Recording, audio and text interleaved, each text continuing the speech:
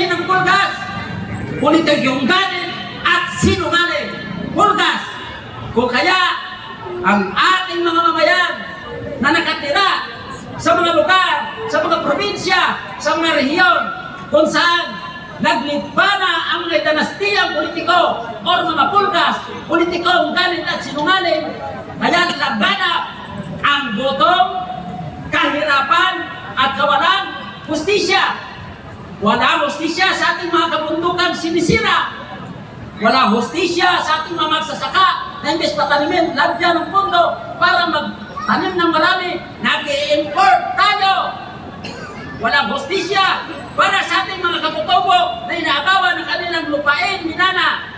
Bagkos binibigay sa mga mayamang mga dayuhan, mayayamang kumpanya at kinakawawa, pinapalayas ang ating mga katutubo, ang ating mga kababayan na doon ang tinirahan.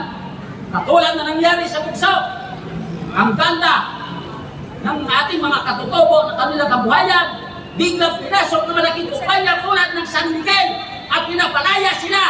Saan ba ang justisya dyan? Wala!